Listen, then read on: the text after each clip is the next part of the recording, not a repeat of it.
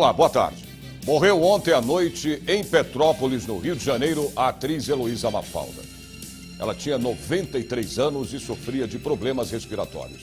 Heloísa Mafalda tinha 2 filhos, 2 netos e 2 bisnetos.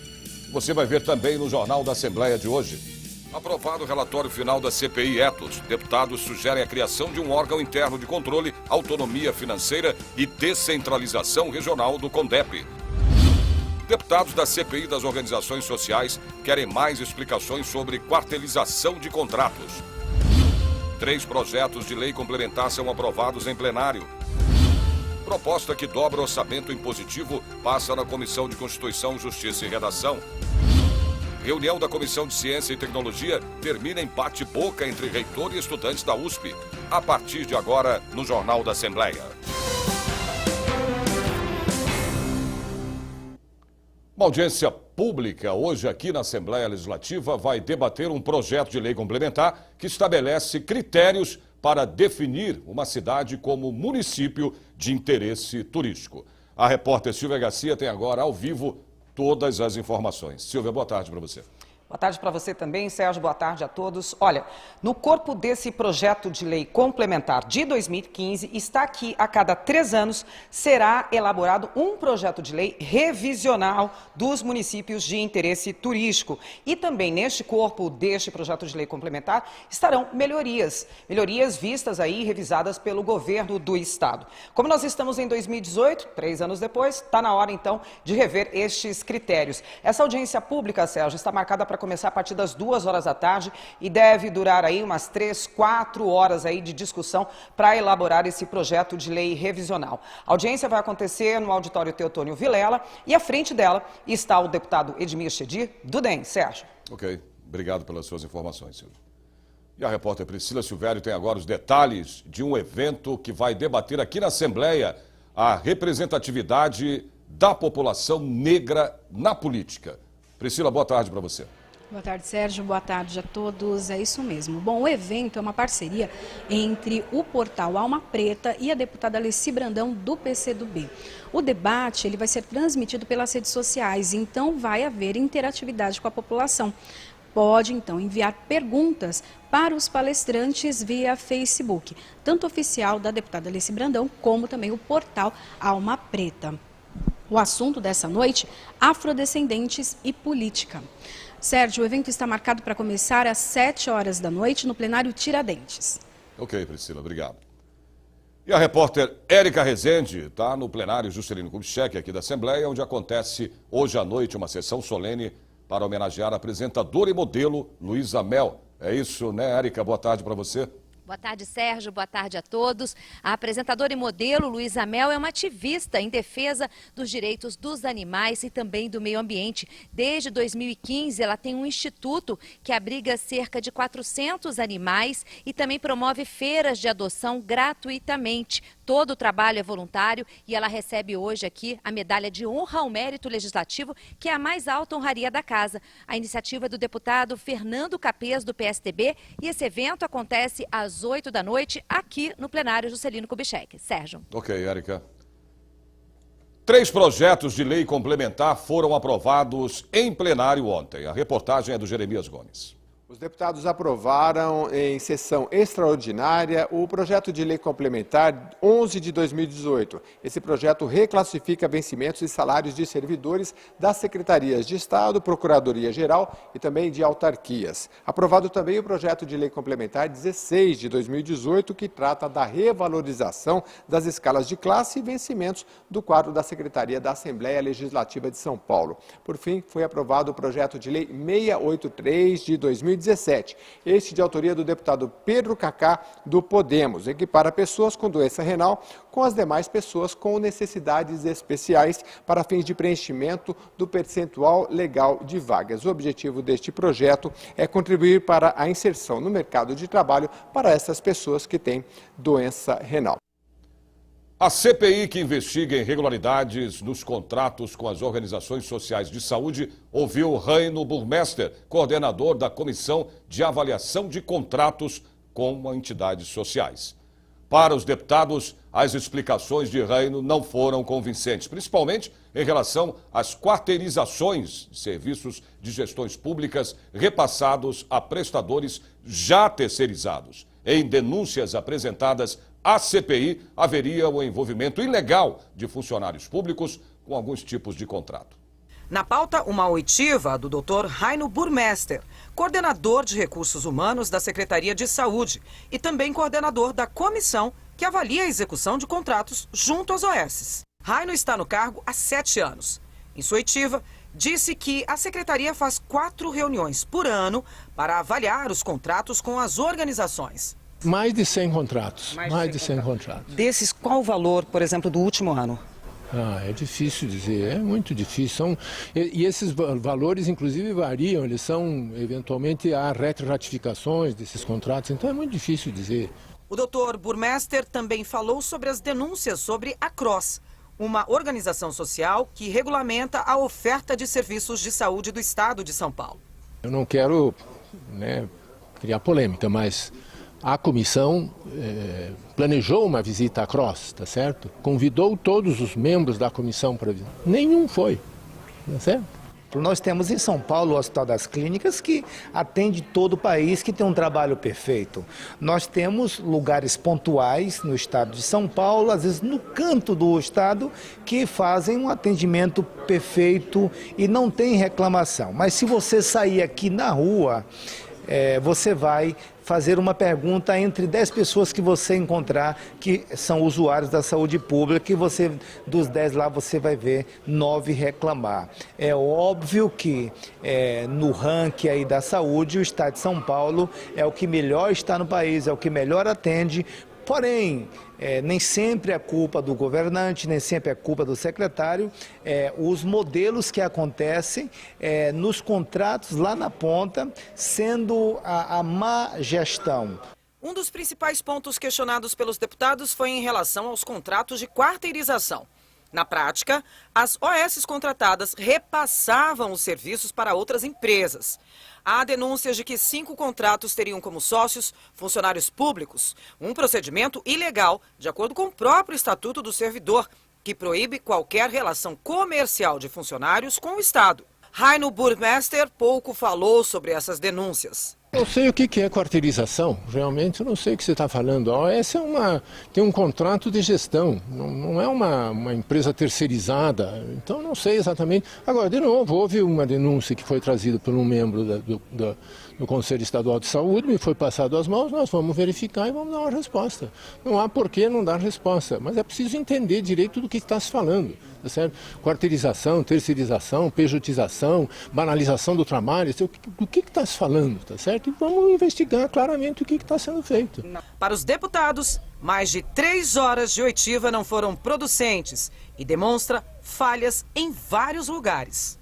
Nós estamos levantando aqui, mediante os depoimentos trazidos, que há inúmeros contratos frágeis de empresas que não são sérias, de empresas que envolvem pessoas que são funcionários da própria secretaria, que não poderiam estar associados a elas e, portanto, independente da simpatia que um deputado possa ter ou não pelas organizações sociais enquanto modelo, nós temos que zelar pelo uso adequado dos recursos públicos. O que nós estamos observando é que, infelizmente, não há transparência, não há impessoalidade, até mesmo no processo de seleção de trabalhadores para as organizações sociais. Então, eu acho que a CPI está se aproximando da realidade que precisa ser investigada, que é como esses contratos de gestão são firmados, por que eles são tão vagos assim e por que o governo não exerce um controle efetivo sobre aquilo que foi contratado. A Secretaria da Saúde do Estado informou que funcionários públicos não são impedidos de prestar serviços para empresas de direitos privados, desde que sejam respeitados os critérios da lei.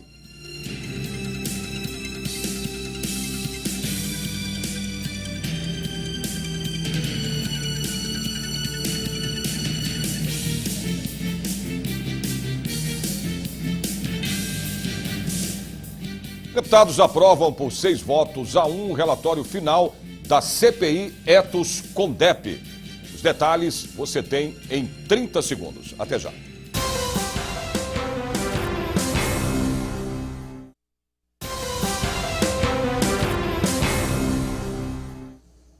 Aprovado o relatório final da CPI Etos, que investigou o envolvimento de funcionários do Conselho Estadual dos Direitos da Pessoa Humana com o crime organizado de São Paulo. Os deputados apresentaram sugestões de mudanças na gestão do CONDEP. Veja agora na reportagem da Érica Rezende. Logo no início da reunião, uma breve pausa para que os deputados pudessem ler o relatório em separado apresentado pela deputada Beth Saão, do PT. A parlamentar defendeu que o CONDEP, o Conselho de Defesa dos Direitos Humanos, investigado pela comissão, tenha mais independência, transparência e autonomia, mas discordou de algumas propostas do relatório apresentado pelo deputado Coronel Camilo, do PSD. O CONDEP funciona muito bem. A proposta do Coronel, por exemplo, de aumentar os membros, nós não concordamos. Nós achamos que os membros que compõem são suficientes para fazer o trabalho. Remuneração também, em hipótese nenhuma. Todos os membros do CONDEP têm que atuar de forma voluntária, porque essa é o que caracteriza, uma das características importantes de um bom funcionamento de qualquer conselho, né? Porque senão ficam aquelas disputas, viram um emprego para as pessoas, ele não é um emprego. Por 6-1, os parlamentares aprovaram o relatório final apresentado pelo deputado Coronel Camilo, do PSD. O documento vai ser enviado à Comissão de Segurança Pública e de Direitos Humanos da Assembleia. O relatório de 246 páginas propõe a criação de um órgão interno de controle, além de autonomia financeira e descentralização regional do CONDEP. O CONDEP precisa manter e até aumentar a autonomia que ele tem. Ele precisa continuar independente e autônomo. Tem que prestar conta para a própria sociedade, já que eles também são investidos de função pública, eles são agentes públicos. Outra proposta nossa aí é que o CONDEP seja descentralizado, ele não fique só aqui em São Paulo, ou de forma itinerante ou de forma fixa, mas que tenha regionalização para que mais pessoas possam ter acesso ao CONDEP. Chegamos à conclusão de que o fato que aconteceu não foi o CONDEP, e sim uma pessoa que integrava o CONDEP, participando aí de fatos ilícitos, usando o CONDEP, visitando presídios em nome do CONDEP, tomando atitudes em nome do CONDEP. Mas de maneira nenhuma o CONDEP aprovou isso, os demais integrantes não sabiam disso, isso ficou muito claro no nosso relatório. A grande importância dessa CPI é o fato de que aponta a importância do CONDEP e revela as fragilidades administrativas, atribuindo ao governador do estado, às instituições que governam esse estado, a responsabilidade pela melhoria do Conselho. A CPI foi criada em outubro do ano passado, depois da Operação Etos, que aconteceu no dia 22 de novembro de 2016. 54 pessoas foram presas, entre membros do PCC e advogados. Um dos presos era o vice-presidente do CONDEP, Luiz Carlos dos Santos, acusado de receber propina para inventar denúncias de violação dos direitos humanos. O deputado Coronel Telhada ressaltou a importância da CPI. Foi salutar para o CONDEP, foi salutar para a Assembleia e principalmente foi salutar para o cidadão. A partir de agora o CONDEP tomará mais cautela na escolha dos seus membros, fará uma peneira melhor, uma seleção melhor, inclusive dos organismos, das comissões, das instituições que farão parte do CONDEP. Então acho que isso é muito importante, é necessário entender que o crime está infiltrado em todo lugar. Então todas as medidas para proteção são ótimas. Nós devemos proteger nossas instituições, nós devemos proteger nossos cidadãos e não devemos permitir que nunca mais aconteça o que aconteceu com o CONDEP, onde o membro do crime organizado estava infiltrado. O CONDEP merece ser tratado da melhor forma possível e valorizado. Foi isso que nós fizemos nessa CPI. O orçamento impositivo pode ter o percentual dobrado para o ano que vem. Orçamento impositivo são os recursos do orçamento do Estado, com destinação obrigatória e que são indicados pelos deputados através de emendas. A proposta passou pela Comissão de Constituição, Justiça e Redação.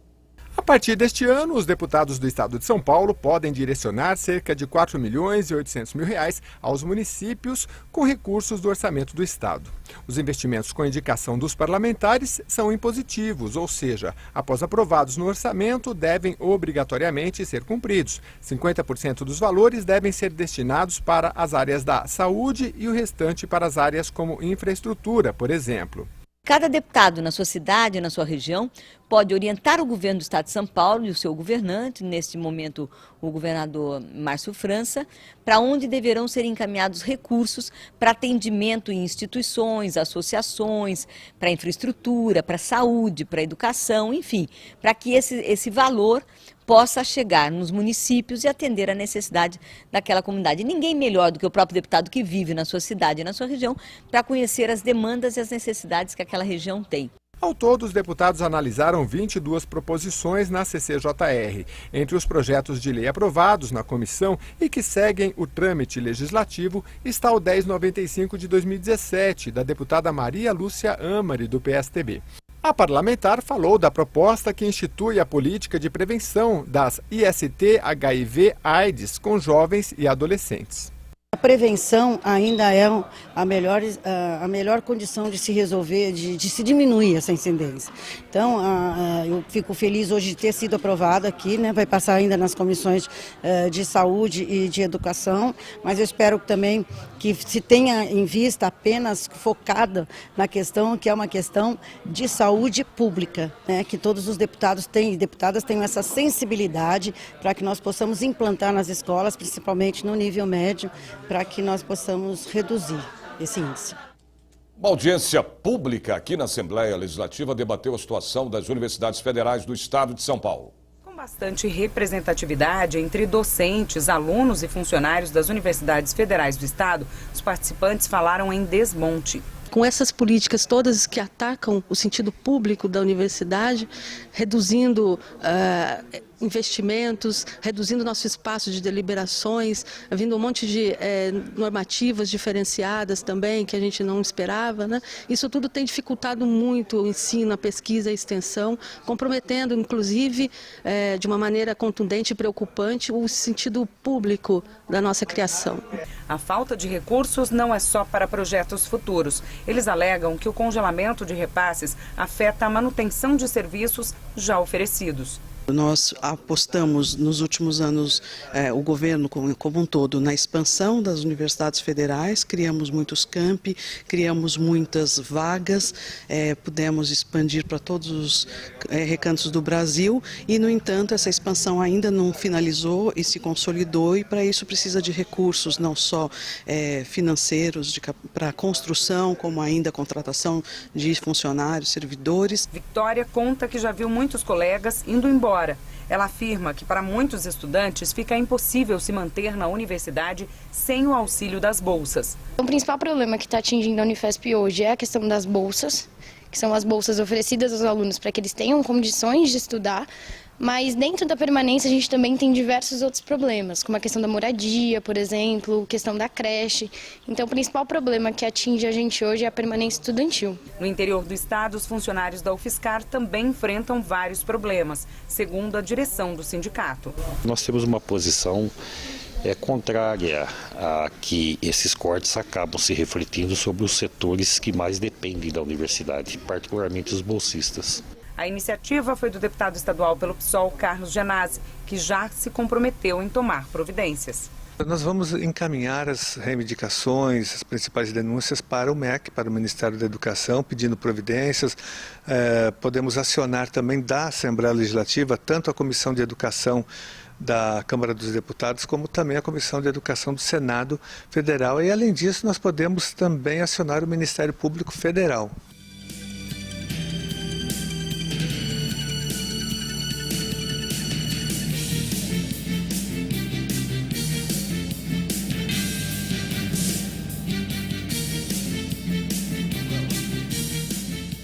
Reunião da Comissão de Ciência e Tecnologia termina em bate-boca entre reitor e estudantes da USP. Os detalhes você tem depois do intervalo. Até já.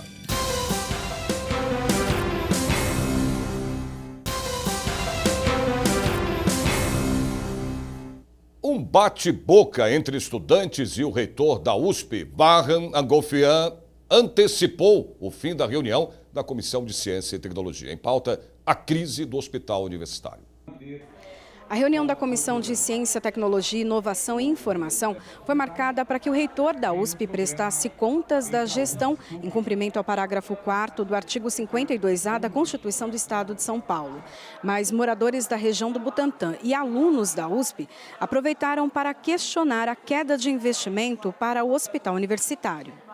Em 4 anos, o HU perdeu 406 profissionais e passou de 17 mil atendimentos por mês para 3 mil. O pronto-socorro continua fechado, a gente não tem mais aula no HU, a gente está tendo aula em outro lugar, que a gente considera assim, desastroso. Os deputados perguntaram sobre os 48 milhões de reais de royalties do petróleo destinados aos hospitais universitários de São Paulo.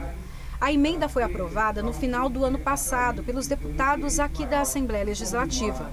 A proposta orçamentária da universidade foi de 5 bilhões 177 milhões de reais.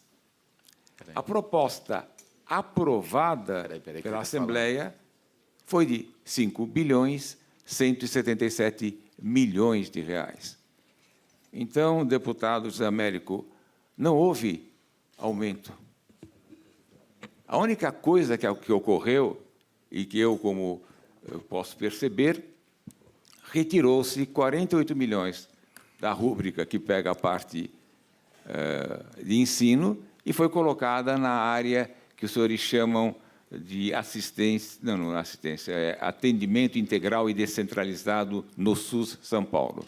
As respostas do reitor não deixaram estudantes e moradores do Butantã satisfeitos e os ânimos ficaram exaltados. Por favor, eu quero... Por favor, eu vou ter que encerrar. O presidente da Comissão de Ciência, Tecnologia, Inovação e Informação, o deputado Orlando Bolsoni, do PSB, decidiu terminar a reunião. A Assembleia se sensibilizou com a coisa do HU, podendo passar esse dinheiro todos os anos. Mesmo assim, o reitor resiste em não assumir a responsabilidade, o compromisso por parte da universidade em relação ao HU. A questão do recurso é normal, a gente resolve e tal, mas eu acho que ele tinha que assumir essa responsabilidade. Eles querem acabar com o hospital, com a escola de aplicação, com as creches, o que eles consideram a atividade meio da universidade. Não é meio porque esses espaços que eu citei servem para estágios, o hospital, o HU serve para a residência dos alunos de medicina, para pesquisa, para os alunos de enfermagem, de psicologia, de nutrição, de várias faculdades. Ele trouxe toda a sua reitoria, toda a sua diretoria para responder qualquer questionamento. Teve uma participação ampla dos deputados, nós excedemos o horário em mais de 40 minutos. Foi dada a oportunidade, abrindo uma exceção que não é regimental, 3 membros da comunidade. Então foi extremamente importante. Eu acredito que uma das mais produtivas que já houve aqui na casa. A maioria dos deputados daqui da Assembleia Legislativa é do interior de São Paulo. São muitas viagens durante o ano e tem um profissional, que sempre é requisitado, o motorista. Pensando no bem-estar desses profissionais, a Assembleia fez uma grande reforma no alojamento deles. Os 7 apartamentos que acomodam 30 profissionais ganharam nova pintura, piso, camas, armários, ar-condicionado e até porta corta-fogo para a segurança dos motoristas da Alesp que residem nas cidades do interior do estado de São Paulo e que se hospedam por aqui. Pra gente ficou muito bom, deu uma melhorada boa em tudo, Foi melhorado o ar-condicionado, as beliches, colchões tudo novos agora. E pra gente que fica aqui fora de casa, é um bom lugar, ficou agora. Cada um é responsável pela organização e limpeza dos quartos. Já a distância da família é compensada pela companhia dos amigos de quarto. Todos aqui, graças a Deus, é como se fosse uma família, certo? Aqui o hotel nosso aqui é como se fosse uma família de pessoas do interior, da capital, quando precisa, isso, aquilo, mas são mais do interior, Você foi eleito o novo síndico, como é que funciona aí?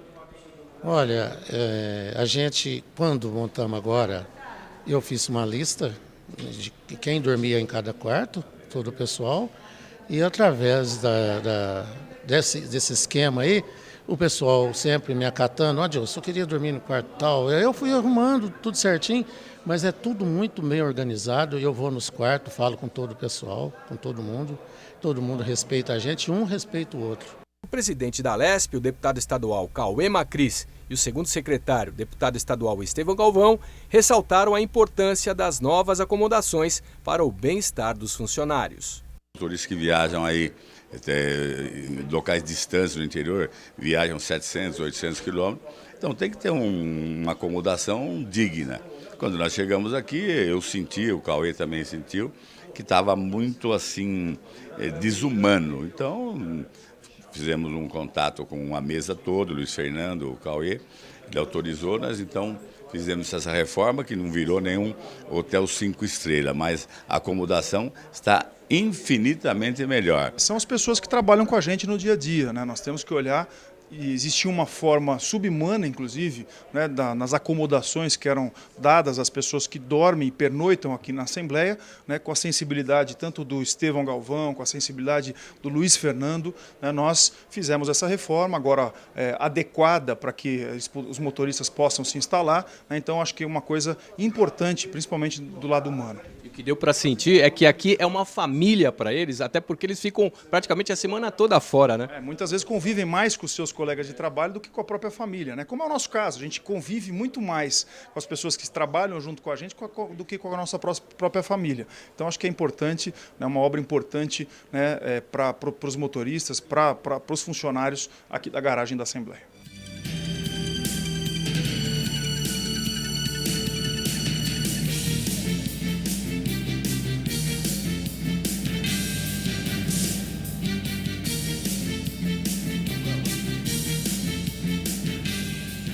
O Jornal da Assembleia desta quinta-feira termina aqui. Lembrando a você que a partir das 2h30 da tarde a TV Alesp transmite ao vivo a sessão plenária. Você também pode acompanhar através do nosso site, que é o al.sp.gov.br.